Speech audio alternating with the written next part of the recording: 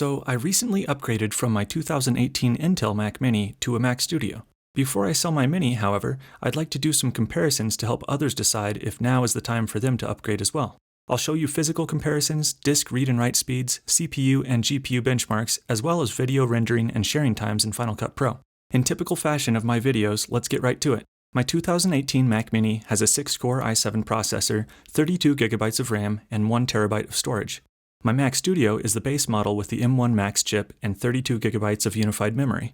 However, I did two upgrades. I upgraded the GPU from 24 to 32 cores. I also upgraded the storage from 512 to 1TB. Both models are running the same OS version of macOS Monterey 12.3.1 for all of these tests. First though, let's take a look at them physically side by side. Obviously the Mac Mini is quite a bit smaller, but the Mac Studio should fit in most places the Mini does, with maybe the exception of directly under your monitor, depending on how high you have it set above your desk. They appear to be the same dimensions around the edges, the only real difference is the height. The Mac Studio has two extra USB-C ports and an SD card slot on the front, which is a nice addition, but to be honest, most of my clients as well as myself still use USB Type-A external drives and thumb drives, so I probably would have preferred one Type-A and one Type-C on the front. Comparing the back of the two Macs, the number of ports are identical, and it's plenty for most creative professionals. I should note a couple differences though. The Intel Mac Mini doesn't have standard 10GB Ethernet like the Studio, and the Mac Studio has Thunderbolt 4 ports instead of 3, which also includes USB 4. Okay, now for some benchmark comparisons. The first benchmark I ran was the Blackmagic disk speed test to compare the read and write speed of the internal SSDs. As you can see, the Mac Studio basically doubles the performance of the Mac Mini. While the Mini is still pretty impressive and would be plenty for almost everybody, the Mac Studio is insanely fast with the write speed almost maxing out at 6,000 megabytes per second at times. Still, not everybody needs that, and honestly I can't think of a time where I've needed that kind of speed, so be sure to consider that in your decision. Next up, I ran the Geekbench CPU benchmark test. Keep in mind that I tried to match the speed of these tests in my video edit to make them end about the same time. I also sped up the entire thing to not keep you waiting.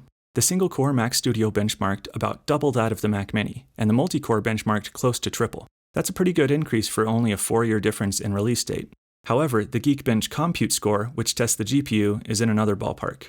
Let me remind you again that I upgraded from the 24 to the 32-core GPU, which is sure to account for some of the difference. The Mac Studio Compute score benchmarked a whopping 12.5 times that of the Mini, which would seem to be a game changer for video rendering and exporting. So let's compare that next. I turned off background render in Final Cut Pro and then built a roughly 1.5 minute 4K video of a few different clips, each with different complex effects, transitions, and a title at the beginning. Then I turned on background render and monitored the progress on both the Mini and the Studio. These were probably the most extreme test results I got. The Mac Mini rendered the video in 12.5 minutes, while the Mac Studio rendered the same video in only 27 seconds, which seems absolutely crazy, but that was the result rendering that particular video. Now, let's look at the share or export times in Final Cut. I exported the file of each of the videos in 4K H.264, which is the format I usually use for my YouTube videos.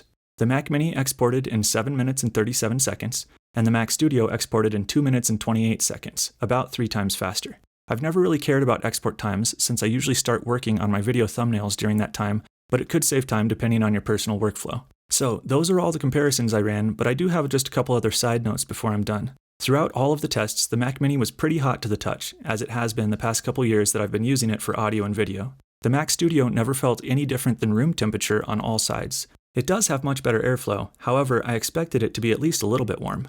Also, one current advantage of the Mini is that it supports eGPUs, which would exponentially change the results when used with a good graphics card. And finally, the Mac Studio is noticeably smoother when moving things around on a 4K monitor. The Mini technically supports 4K, but the Intel UHD Graphics 630 tends to struggle a little bit. Last note, I'm not trying to persuade anybody to upgrade or purchase one versus the other. I thought I'd just make an informational video before I sell my Mini. That being said, if you found this video helpful or interesting, please consider liking and subscribing to my channel, and definitely leave a comment if you have any questions or need any clarifications. Thanks.